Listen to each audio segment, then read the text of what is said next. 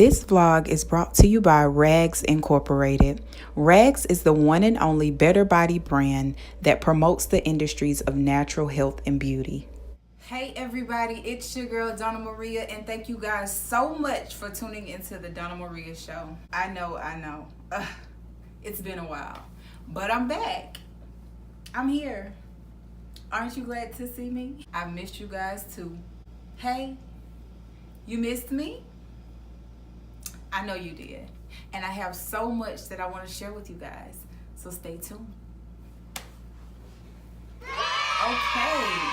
So I know a lot of you guys are wondering, like, what is going on with Donna? Like, I thought she wanted to do this vlog. Where has she been? What has she been doing? I thought she was going to keep us up to date. These are all valid questions, you guys. And while it was my desire to do so, that was my plan. But God's plan said put the phone down, focus, hone in, just relish in the moment. For those of you who have been following me on my other social media platforms, Facebook at DonnaMaria Jacobs and Instagram at the DonnaMaria, you kind of have some idea of where I've been and what I've been doing. But for those of you who are new to the family, don't worry, sit back, relax, and enjoy the ride. Let's ride. Now, as we set forth in this journey, I want y'all to understand that people have been asking me a ton of questions. So throughout the course of this vlog, I'm going to take the time to do a Q&A by answering all the questions that everyone has generally asked me. As most of you know, I haven't really rushed this process. I've really taken my time to think about what it is that I want to say. I mean, I really wanted to be able to articulate what it was that I felt throughout this experience. So I hope you guys enjoy. Sit back.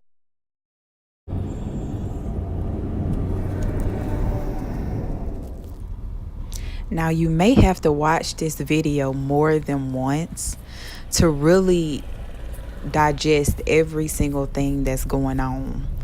But this is basically how I felt when I got here. Like, everything was just coming at me all at once. It was a lot going on. But I was ready for this journey. I don't know if mentally and subconsciously my body prepared before I got here, but I was ready to take on whatever India had for me. This was a 6-hour drive. So mind you, there was just too much going on, too long of a ride to capture every moment. But I did try to allow you guys to see the majority of what I saw. There's the Ganga River, and it is amazing.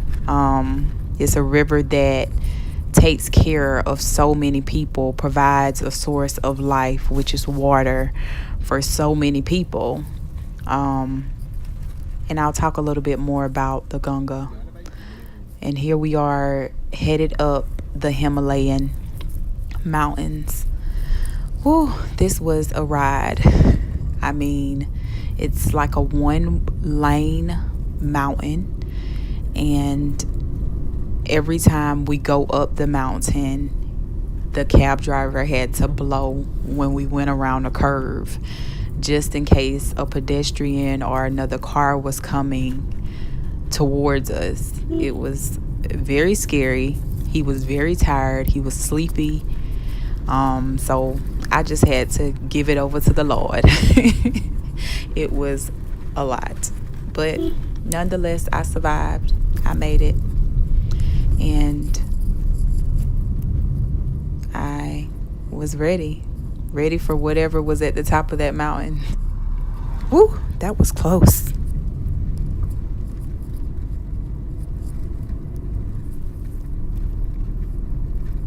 Which leads us into the first part of our discussion for Q&A. Now, I wanted to take into consideration that these are questions that everybody may be wondering about throughout the course of this vlog. And these are also questions that people ask me that I kind of hesitated to answer because, again, I was still in the process of processing. And I didn't want to give an answer that would be vague, and I wanted to ensure that my answers could not be misinterpreted or well, I can't control that. I can't control what other people think or say about me and my experiences, because I'm the only one who's truly engaging in those experiences, me and God. So again, I share this with you from a vulnerable place, and I hope that you understand. So this is my little red book, which matches my background. And I oftentimes when I have an idea or a thought, I feel this book and I carry it almost everywhere, to kind of remind myself of me and to put myself first when it comes to my thoughts, my perspectives, you know, the way that I feel. And again, God speaks to me. So when he gives me thought and perspective, I oftentimes put it in this book. So we're going to go to the questions. I'll be honest with you. My answers are going to come from my heart. I'm not going to try to forcefully write down the answer to every question. I just needed the space and the time to really think about the question. So question 1, why did I go to India? Well, the answer is clear and cut and straight to the point: to pursue yoga. I wanted to go to a renowned school that does yoga, eats, breathes, sleeps yoga. I wanted to be in a space where I could actually hone in and focus on the essential elements of yoga. What was yoga truly about? What was yoga not about? I wanted to hear the truth from its vital source. And for those of you who are unaware, Rishikesh, India is the yoga mecca. It is the capital, yoga capital of the world. So I wanted to experience yoga from an authentic place. And I didn't want a westernized, a watered down version of it. I wanted the true essence of what it really and truly represented. So that in my quest to become a registered yoga teacher, I could fully and authentically teach yoga from a place that had substance and value. So I went to the source. So that answered the second question, which was, you could have gotten a yoga certification anywhere. Why India? And that's exactly why, because it is noted as the yoga capital of the world, and the people there eat, breathe, sleep yoga. Their actions are enforcing and reinforcing qualities of being their best. I can truly say that on the journey there, and when I got there, I realized that their work ethic is off the meter. Like, people really value working hard and trying to accomplish goals. If you don't know, India is a third world country. So the value of working hard and committing yourself to you, your family, the people around you was something that I really noticed when I got there. family is valuable, and it's something that I cherish in my own space. It's something that I'm working hard to be able to be more communed with my family and connected with my family, and I really valued it. Okay, the next question is, how long have I been doing yoga? I've been doing yoga for approximately 5 years, and I'll say that yoga for me started as a physical activity, something that I just wanted to do for physical fitness. But it quickly, once I committed to the practice, it quickly turned into more.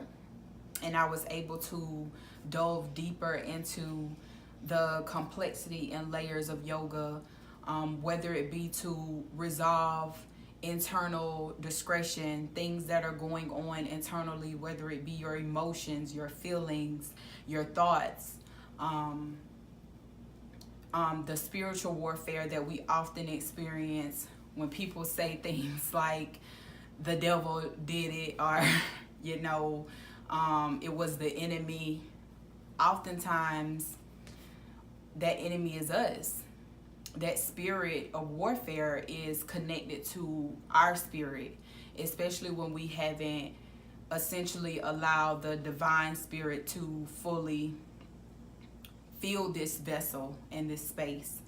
So I quickly learned to face my inner demons, if one would say, for the lack of better words. And it was a process. It was something that I'm still grappling with to this day. In order to be your best self, you really have to turn inward. Looking for all these external satisfactions and fulfillments and having all these external desires is not what it's truly about. And yoga taught me that, which leads to another question. What is yoga? So yoga is derived from the root word yoke.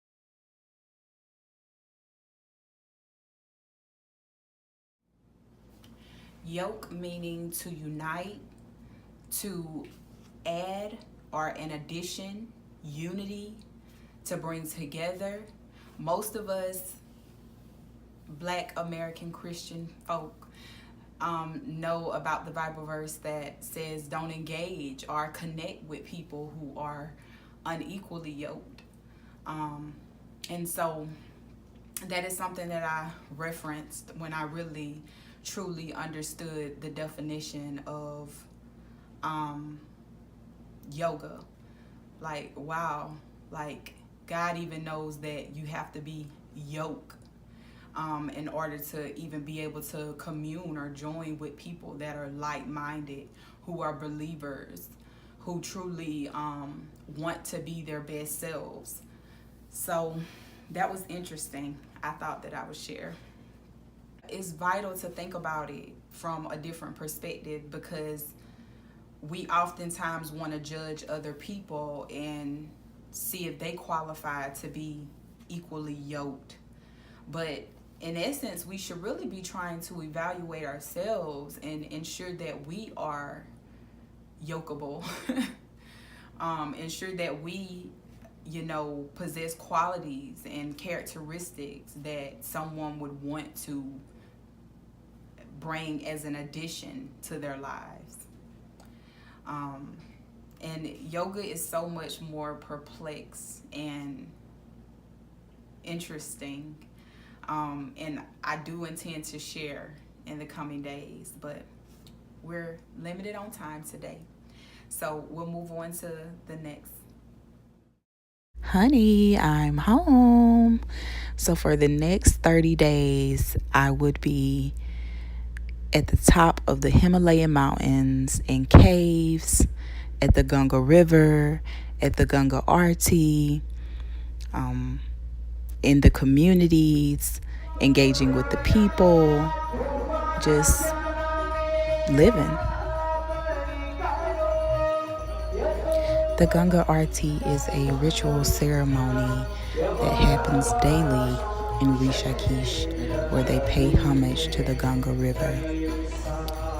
The Ganga River is known as Mother Ganga in Rishikesh, and people really cherish this river and pay homage and respect. And I was just glad to be a part of it, to observe. It was nice. Which leads me to the next comment. A comment was referenced or made when I guess people discovered that I was really taking yoga seriously.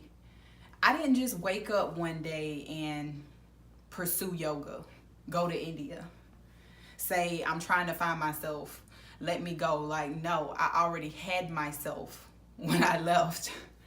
And so it wasn't something that was so bizarre and scary to me that, you know, I had all these preconceived thoughts, these negative thoughts, because when you decide to do something as big as travel all the way across the country alone, by yourself, you can't carry negative thoughts with you. You have to clearly be in a space where you're hoping for the best. You're praying and asking God to stay with you and to protect you and shield you and cover you and bring about good experiences. You don't want to walk into something that is so demonizing and negative. You want to hope for the best. So one of the commentary that a person made once I came back from India, and there's a lot of ignorance around this experience and just the idea or the concept of yoga in general. It was stated, be careful while you're doing yoga, you summon spirits.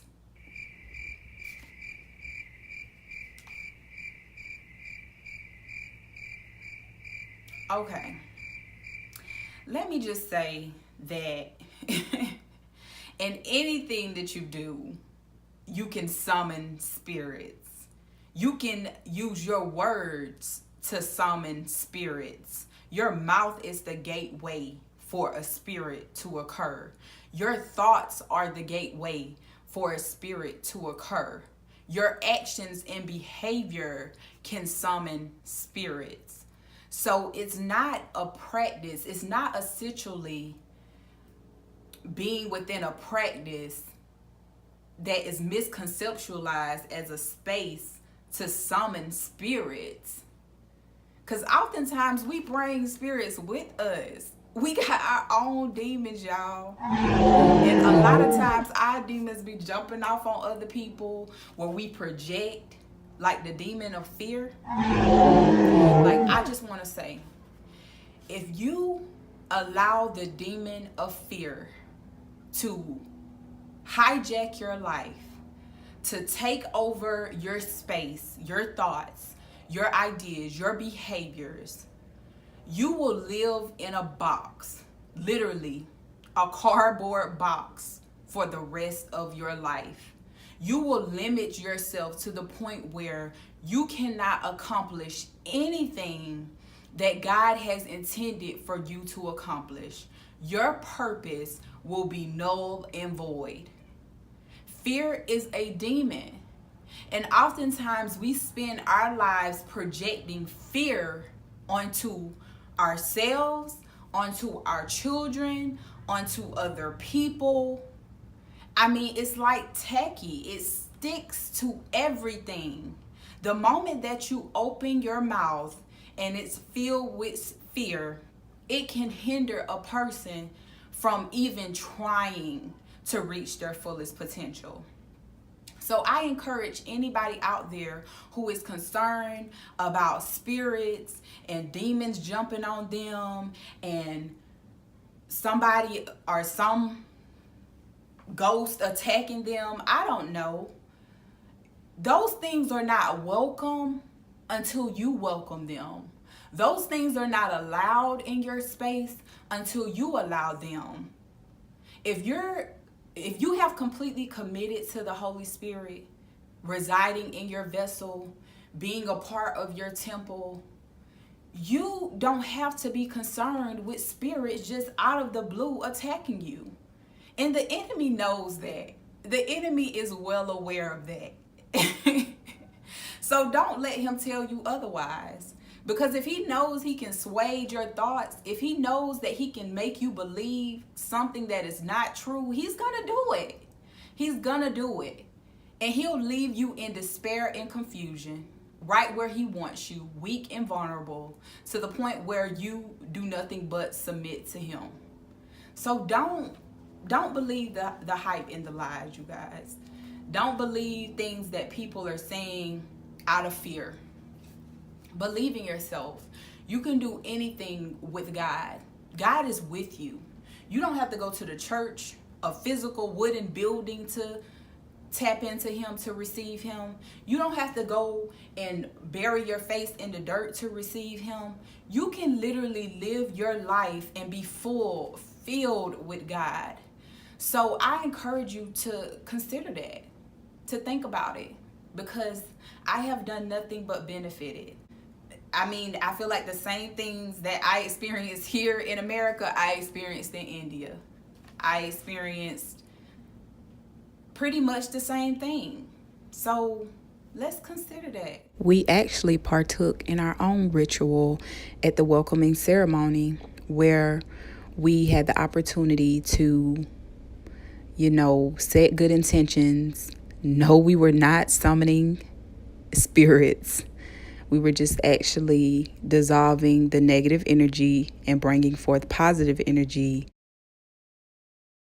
This is a good segue into the next question. So the next question was, don't they worship multiple gods there? And this sat on my spirit. I'm telling y'all, when I say there was nothing any different in India than America. Don't let them fool you, because they're literally worshiping an object like a cow or Mother Ganga or the things that provide them vital source in life. It sat on my spirit because oftentimes we as people like to really pull out the judgment hat. Like, people really will pull out a hat and say, I can be the judge today because I don't see that within myself. When really, if you're so quick to judge and convict someone, oftentimes it's just a mere reflection of you. That thing in which you're so quick to convict is something that you're grappling with. And I'll explain. So, yes, I did notice that people really value Mother Ganga. And I did notice that people really value cows. Cows are really sacred in India. We don't eat the cow. We let the cow roam and do what he or she wants to do. We don't try to control them. They can do whatever because they are a vital source. They provide life for them. They provide milk for them. It's, again, some source is serving them and providing them with the things that they need, which was a valuable lesson. I learned that the gods with a lowercase g are not to be put before our ultimate and supreme God. I learned that. I also learned that if you're going to acknowledge the God with a lowercase g, let it be providing you with some source of life, which we know that the ultimate source of life is the supreme and all-knowing God. We know that.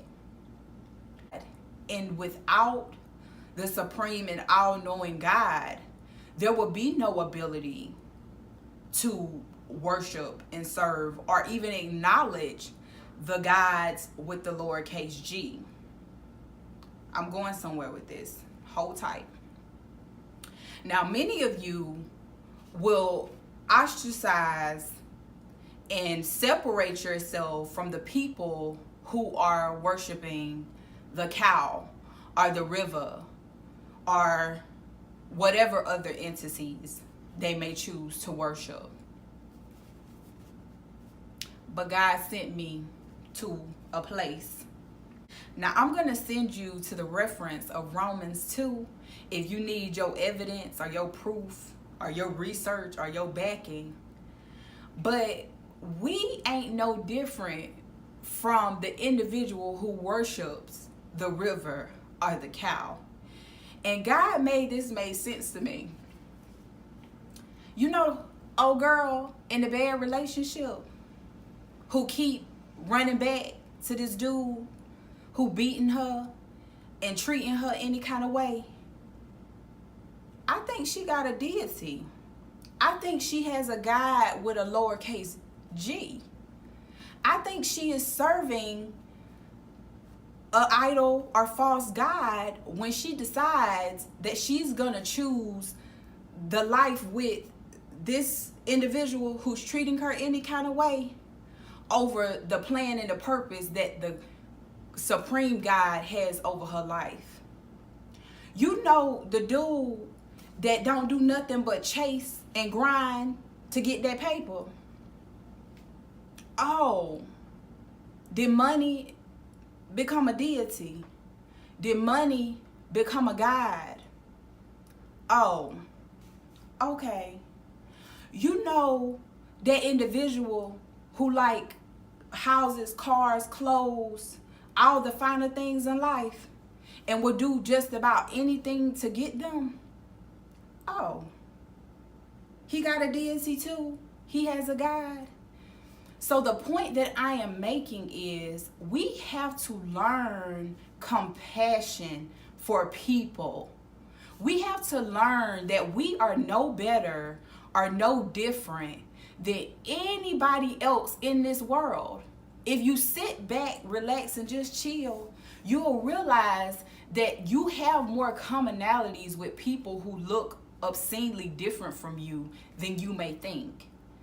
So it is important for people to expose themselves outside of their little bitty box, outside of the containment that fear has put them in.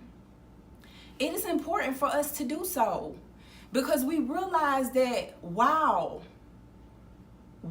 in order for me to even come out of whatever it is that I am dealing with, I can take some vital lessons and experiences from other people and apply them to my life. There's absolutely nothing wrong with that.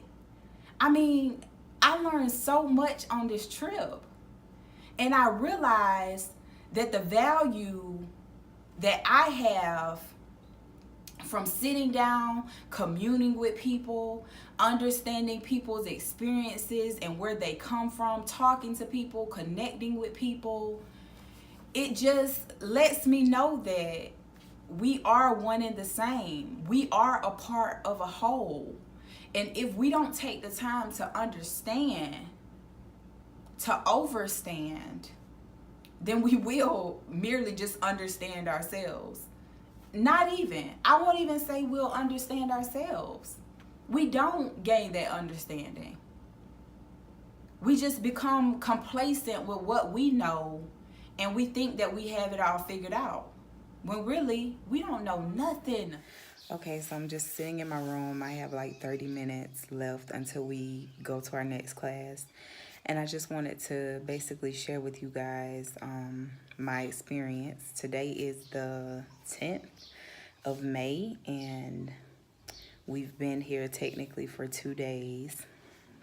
And so after traveling for 2 long days and then coming here and meeting all of my classmates and my master teachers, I'll say that this is something that it's an experience that I never even imagined. And it's something that is pretty much indescribable at this point. I'm in on my second day. So I'm still digesting what it is that's around me, the people that I'm coming into contact with. I'm still trying to get a feel of who they are. I feel like they're really amazing people, obviously on some type of quest or journey to understanding more about their spiritual selves and the greater being that is within us, God in my case. And so it's been a really good experience so far.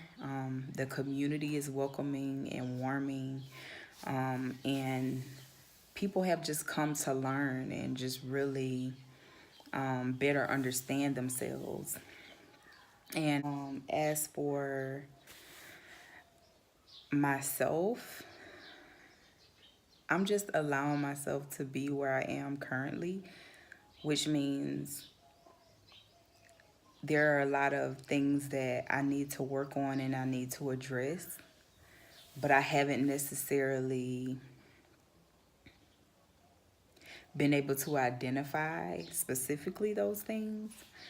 But I'm looking to further uncover whatever is or appears to be lingering beneath the surface, whether it be my feelings about, life in general or some things that are unresolved. So I'll continue to express those things as time prolongs. But at this point, I'm kind of just allowing the moment to be it and just allowing God to speak to me. Because right now, He's allowing me to acquire the knowledge. It's only been 1.5 days, you guys. And when I say, like, we don't know nothing, as human beings, we don't know anything. And that's the crazy thing about it, because we go through life and we think, oh, yeah, I have this all figured out. And it's like, no, you don't. And that's why it's so important for different cultures to come together, because now I'm starting to understand why God spread us all across the earth. Because He specifically targeted each culture, each race, each groups of individuals. He targeted them with specific information. And in order for you to really piece together the puzzles of life, you need to indulge and engage with different cultures of people, because I'm certain that they have a plethora of information that will benefit you and will help you become your best self, even within your own culture. So, yeah, it's important for us to get outside of our little bitty bubbles and our comfort zones and really come into contact with other people, just so that we acquire the knowledge, we gain the knowledge and understanding from a different perspective. Because if you don't necessarily have perspective, if you don't have different angles of perspective, to me, I just feel like you're wandering down this one-way street that ain't really got much of an attraction. It doesn't have much of, there's not much to really inquire about. And so I just challenge you, anybody, whoever is watching this, to really consider stepping outside of your comfort zone and doing something that you never, ever even imagined yourself doing before. Because I'm telling you, there's enlightenment in that. There's a propelling forward in that. There's just a level of anticipation about life that evolves from that, just getting a new experience. And so that's my day 2. I'm just allowing time to show me what it is that I need to know during this period. So I'll see you guys. Y'all, I say it again, we don't know nothing. God put us all here in this space for a reason. And I'm not just talking about your space at your house. I'm talking about the world. I'm talking about the world. He has provided each of us with essential knowledge and perspective and experience that can inspire and encourage someone else.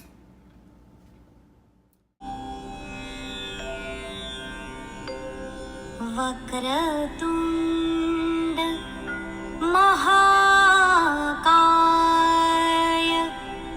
सूर्यकोटि समप्रभा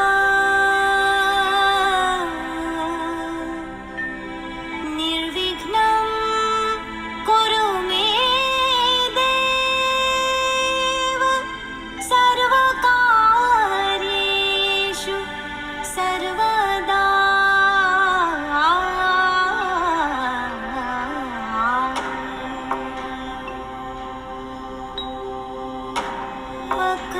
वक्रतुण्ड महाकाय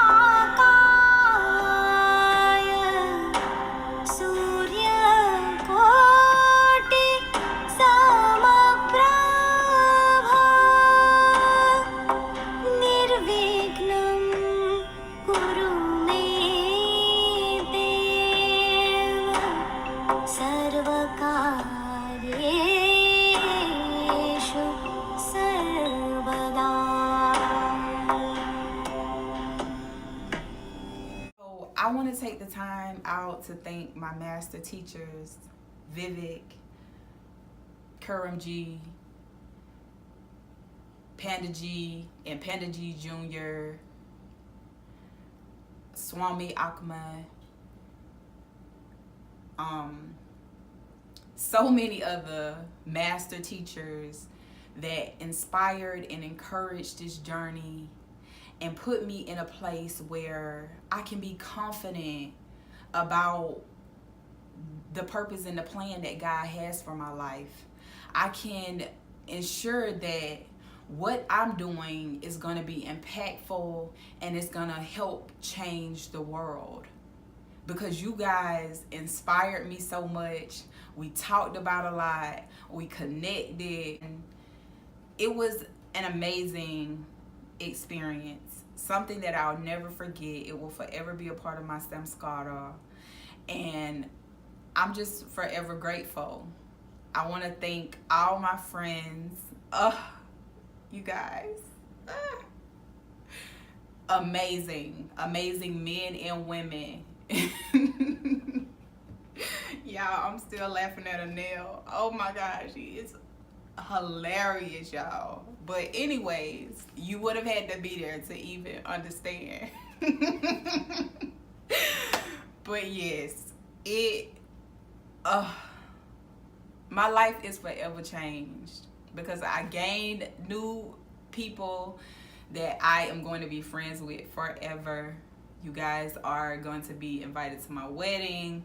We're going to travel together. We're going to laugh more together. We're going to continue to talk and heal and grow together. And I just want to say thank you. So I also say that this vlog is dedicated to you guys because without you, I would not be continuing to be the person that I am today. It just confirmed every part of my being, who I am, what I want out of life, how I want to be fulfilled and just flourish so that I can help other people flourish. And so, thank you.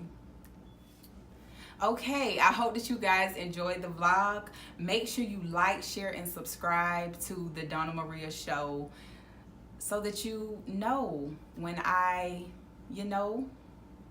add more, do more. And I hope to see you guys next episode.